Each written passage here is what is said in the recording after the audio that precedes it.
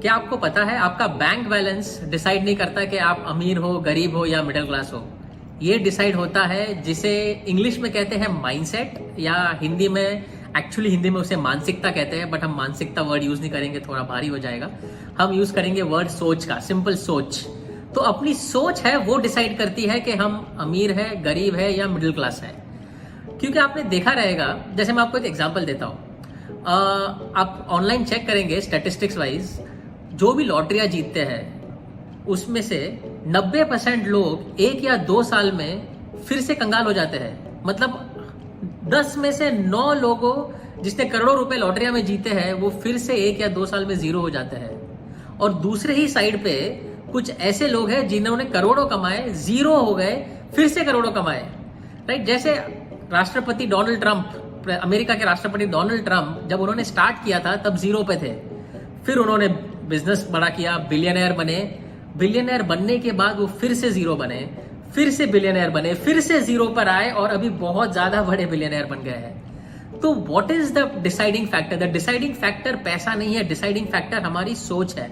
हमारी सोच है जो डिसाइड करती है कि हम कितने टाइम तक मिडिल क्लास रहेंगे, पुअर रहेंगे, या कितने टाइम तक रिच रहेंगे। राइट, और अब हम ये सीरीज में देखने वाले हैं कि हम हमारी सोच को कैसे बढ़ाएं।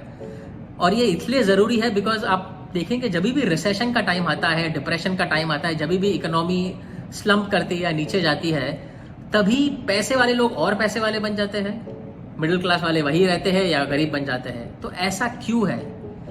सिंपल आंसर है सोच। Let's understand this.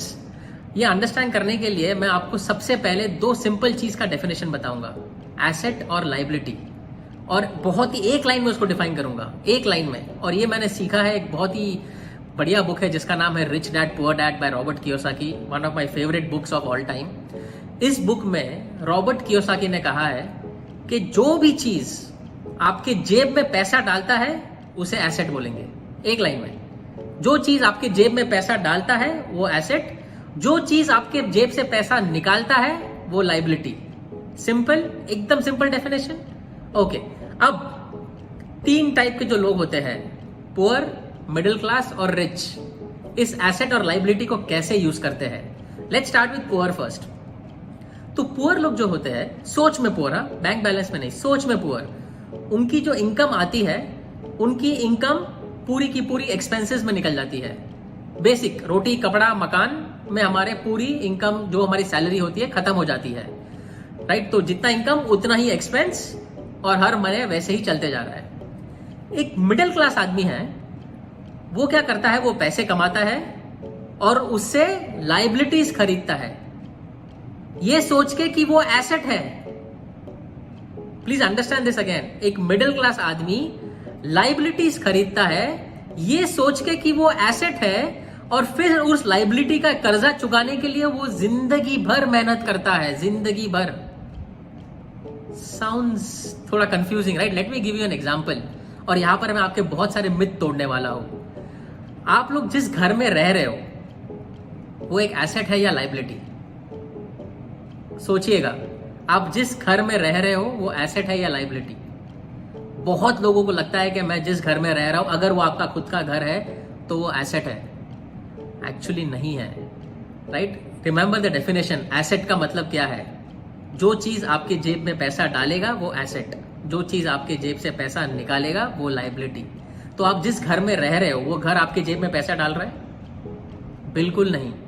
या तो घर आपने लोन पे लिया है तो आप उसका ईएमआई भर रहे हो तो वो बाहर निकल रहा है। अगर आपने घर का पूरा ईएमआई चुका भी दिया हो या पूरा घर डाउन पेमेंट में लिया हो तो भी आपके घर का मेंटेनेंस आ रहा है, प्रॉपर्टी टैक्स आ रहा है। वो घर आपके पैसे सिर्फ आपके जेब से निकाले ही जा रहा है एवरी मंथ। राइट, अब आप लोग कहेंगे कि लेकिन मेरे घर की कीमत बढ़ते जा रही है। 2 चीज है, एक तो कीमत बढ़ते जा रही है, आप क्या करोगे? आप बेच के दूसरा घर लोगे तो आपको सेम कीमत में मिलने वाला है। राइट, तो वो फायदा है नहीं, पेपर पे बढ़ते जा रही है। दूसरी बात, अगर आपने बेच लिया, समझो आपने 100 रुपए में घर लिया है और उसे 200 रुपए में बेच दिया, तो क्या हुआ? आपने 100 रुपए बनाए, बट वो उसको कैपिटल गेन बोलते हैं, उसे एसेट नहीं बोलते, क्योंकि वन टाइम वो इन्वेस्टमेंट हो गया, वन टाइम बाय प्रॉफिट हो गया। राइट, जैसे अगर आपके पास कोई काऊ है, कोई गाय है, गाय को आप एक बार बेच दो तो थोड़ा प्रॉफिट करोगे, या वो गाय का मिल्क हर दिन बेचते रहो तो आप प्रॉफिट बनाते रहोगे? कौन सा ऑप्शन ज्यादा अच्छा है? Right, obviously the second part. तो हम जिस घर में रह रहे हैं, as per definition of rich dad poor dad, which is a fantastic definition, is a liability. लेकिन एक मिडिल क्लास आदमी है, वो उसको खरीदता है ये समझ के कि ये एसेट है, और उस घर को खरीदने के लिए वो जिंदगी भर मेहनत करता है। राइट, अगर उसने ईएमआई पे लिया है तो वो 15-20 साल का उसका लोन चुका रहा है, हर महीने उसकी आधी सैलरी, आधी बिजनेस इनकम घर चुकाने में जा रही है। और वो छोड़ो, दूसरी बात, बहुत लोग ये समझते हैं कि मेरे पास जो गाड़ी है वो भी एक एसेट है। गाड़ी सिंपल, जैसे ही आप गाड़ी खरीदते हो उसकी कीमत डाउन हो जाती है, प्लस हर महीना पेट्रोल, मेंटेनेंस, तो वो गाड़ी जो है वो आपके जेब से पैसे निकाले ही जाती है। राइट, लेकिन एक मिडिल क्लास आदमी, understand the definition, middle class आदमी लाइबिलिटीज खरीदता है सोच के कि वो एसेट है, और फिर जिंदगी भर मेहनत करता है उसे चुकाने के लिए, और उसी साइकिल में वो पड़ा रहता है। लोग क्रेडिट कार्ड पे लोन्स उठाते हैं, लोग मोबाइल के लिए लोन उठा रहे हैं, लोग हॉलीडेज पे जाने के लिए लोन उठा रहे हैं, और फिर उसका ईएमआई जिंदगी भर भरते रहते हैं। एंड दैट इज वाई वो मिडिल क्लास बंदा उसी में रहता है, वो साइकिल में रहता है। अब लेट्स अंडरस्टैंड एक रिच आदमी क्या करता है, जिसकी सोच रिच है। A rich man will buy an asset, मतलब अ रिच मैन एसेट खरीदेगा किसी और के पैसों से, एंड विल एंश्योर कि कोई और ही उसका पैसा भरे, लेकिन एसेट उसका खुद का। फिर से कंफ्यूज हो गए? राइट, मैं आपको एक और एग्जांपल देता हूं। चलो, रॉबर्ट कियोसाकी का ही एग्जांपल देता हूं, जो उसने बुक में बताया है। तो Robert Kiyosaki came from a humble background, ज्यादा पैसे थे नहीं, उनके पिताजी टीचर थे, स्कूल टीचर थे। तो उन्होंने थोड़ी मेहनत करके जब वो लेवल पे पहुंचे कि वो एक घर खरीद सके, उन्होंने वो घर खरीद के उसमें रहा नहीं। वो घर रॉबर्ट कियोसाकी ने खरीदा लोन लेके। तो वो घर का पैसा कहां से आया? बैंक से आया, और वो घर को उसने ईएमआई पे चढ़ा दिया।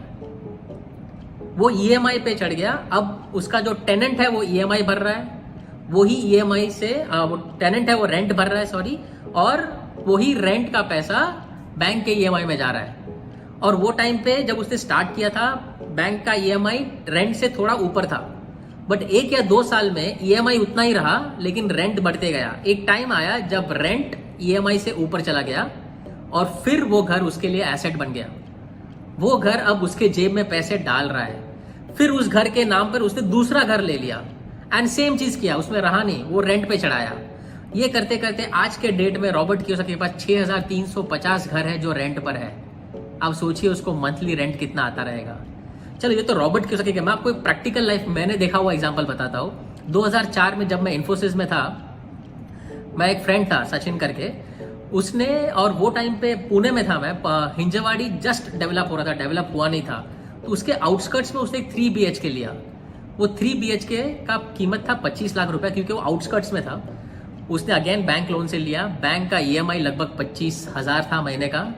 उसने क्या किया, वो 3 BHK को उसने एक अच्छा छोटा मोटा फर्निश करके रेंट पे चढ़ा दिया, और उस टाइम पे उसको रेंट मिल रहा था कुछ अराउंड 18-20 हजार रुपए। 1 साल बाद वो रेंट उसने जो है वो एक फैमिली को रेंट देने से अच्छा है, उसने डिसाइड किया कि जो लोग आईटी कंपनी में काम करने वाले हैं मैं बैचलर लोग को दूंगा, तो हर रूम में 2 लोग रहेंगे, हर इंसान को मैं 5-5 हजार रुपए चार्ज करूंगा। तो 6 लोग रह रहे, उसका रेंट अभी मंथली हो गया 30,000, उसका ईएमआई था 25,000, 5,000 रुपीज अब उसके जेब में जा रहे हैं। तो एक घर सडनली उसके लिए एसेट बन गया, और उसका जो सैलरी है वो वैसा का वैसा ही अनटच्ड, जो अपना नॉर्मल रूटीन खर्चा निकाल रहा है उसी में निकाल रहा था। उसके ऊपर उसने एक और घर लिया, तो वैसे उसने 2 घर लिए, और वो 2 घर का आज के डेट में उसका ईएमआई पूरा फ्री हो चुका है, और आज के डेट में अराउंड 70 से 80 हजार उसको मंथली रेंट आ रहा है। टोटल अराउंड 1.5 लाख से 1,60,000 रुपए उसको मंथली आ रहे हैं। वो घर उसको अभी जिंदगी भर तक वो रेंट देता रहेगा। राइट, सो एक सिंपल सी सोच, राइट, जो रिच को रिच बनाते रहता है। सो प्लीज अंडरस्टैंड गाइज, ये बहुत ही इंपॉर्टेंट अंडरस्टैंडिंग है, क्योंकि जो एसेट और लाइबिलिटीज है, जो हमको जो एजुकेशन दिया जाता है, जो हमको स्कूलों में पढ़ाया जाता है, जो या फिर जो हमारे मिडिल क्लास फैमिली में जो सिखाया जाता है, बोला बेटा पढ़ो लिखो बनो जवान, जिंदगी भर मेहनत करो, और क्या करो, एक घर खरीदो, एक गाड़ी खरीदो, और अपने बच्चे को फिर से सेम चीज सिखाओ, और यही मेहनत करते रहो, और वो साइकिल चलता रहेगा। लेकिन जो रिच लोग हैं वो लोग क्या करते हैं, उनके पास पैसे स्टार्टिंग में भले ही ना हो, बट वो एसेट्स खरीदते हैं जो उनके लिए कैश फ्लोज जनरेट करते हैं, राइट। सो एसेट्स क्या क्या हो सकते हैं, मैं आपको गाड़ी का एग्जांपल देता हूँ। चलो, गाड़ी अगर आपने खरीदी और वो गाड़ी को आपने टैक्सी बना दिया, राइट, या तो आपने ओला उबर में किसी ड्राइवर को रख लिया, उसको दे दिया, या आपको एक कंपनी में आपने लीज पे वो गाड़ी दे दी, तो वो गाड़ी अभी आपके लिए एसेट बन गई है, क्योंकि वो गाड़ी ईएमआई निकालने, तो वो गाड़ी आपने खरीदी बैंक से लोन लेके, तो गाड़ी का पैसा किसने दिया, बैंक ने दिया, राइट। गाड़ी किसकी है, आपकी है। अब उसका हर महीने या तो आप ओला उबर है या फिर कोई कंपनी को आपने लीज पे दिया है, वो पैसे आ रहे हैं, वो पैसे से आपका ईएमआई भर रहा है और ऊपर का पैसा आपके जेब में जा रहा है, तो सडनली वो गाड़ी अभी जो है वो एसेट बन गया। अगर आप खुद चलाएंगे वो गाड़ी, खुद रहेंगे, तो वो लाइबिलिटी बन जाएगा। So do you understand the difference, and वो माइंडसेट चेंज करना जरूरी है। So guys, time to change the mindset. और चेंज करना क्यों है, क्योंकि ऐसे टाइम पे जब पूरा दुनिया रिसेशन में जा रहा है, लोग बोल रहे डिप्रेशन भी आने वाला है, ऐसे टाइम पे अपॉर्चुनिटीज बहुत आते हैं एसेट्स खरीदने के, एसेट्स लेने के, एसेट्स में इन्वेस्ट करने के। तो सोच समझ के करिएगा, एसेट्स को बाय करिएगा। एसेट्स क्या होता है, अगर आपने घर भाड़े पे चढ़ाया हो, अगर आपने गाड़ी भाड़े पे चढ़ाई हो, आपने गोल्ड लिया हो, स्टॉक्स लिया हो सही तरीके से, सही लोगों, सो बेसिकली अंडरस्टैंड, इंस्ट्रूमेंट वही है, घर वही है, मिडिल क्लास लाइबिलिटी यूज करता है, रिच एसेट बनाता है। वैसे ही स्टॉक मार्केट इंस्ट्रूमेंट वही है, लेकिन बहुत लोग स्टॉक मार्केट में पैसा गंवाते हैं और बहुत लोग उसमें अरबोपति बनते हैं।